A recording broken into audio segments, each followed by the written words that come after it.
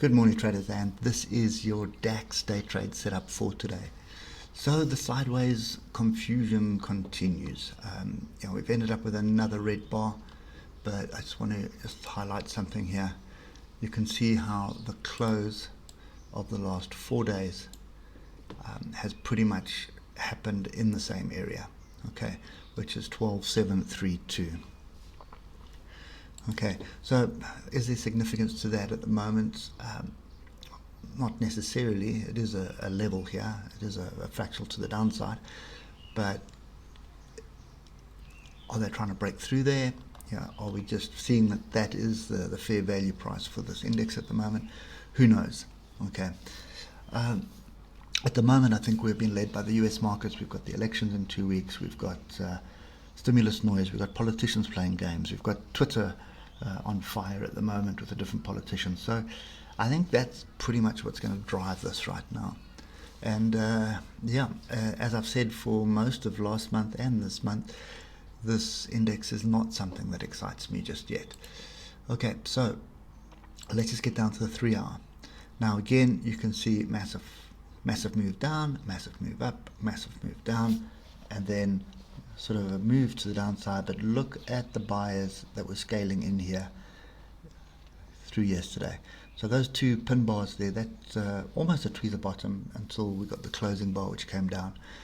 Gap is closed, okay, but you can see all the action at this level. So obviously it is of some interest to the buyers, and it seems like whenever we get to this area, the buyers are stepping in. So at the moment, I'm not convinced either way. There's no real structure here. And if I drop down to the hour, there's even less structure. Okay, so you can't even say we've got a nice move up, we're waiting for a pullback and a move up, unless we look at it this way. Okay, and even that's not perfect. So we are in the 61.8 zone and at a level. I just want to keep the level in. So yeah, Fibonacci retracement, could argue that that's Fibonacci retracement, but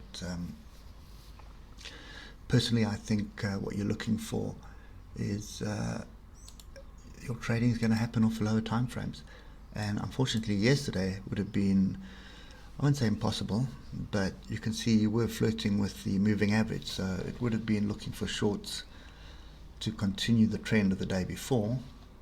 So that trend has technically continued to the downside, and you could probably at this stage just put a trend line on there. Stand it there. So let's just ignore this trend line at the moment, and that's a new trend line that's been picked up. So my advice is draw that trend line, but I hope you can see what is forming with that trend line and this horizontal trend support line here. So you can see flat bottom triangle typically break to the downside. Okay, so I'm not convinced either way. So I mean, we're on the 15 minutes, and really there's no structure here that I'd be wanting to trade.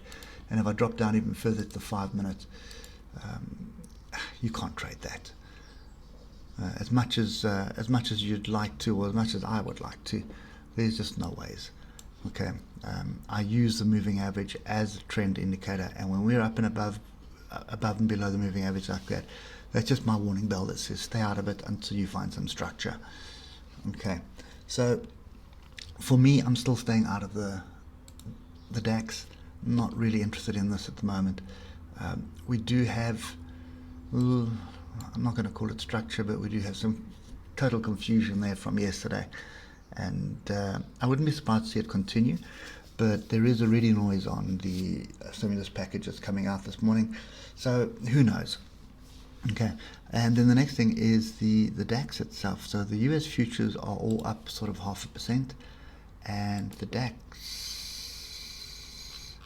is also up, if I remember correctly this morning. Yep, up 0.56%, so 12,781, 12,781, which is just above the trend line, I think. 12,785. So it's sort of just on the trend line here.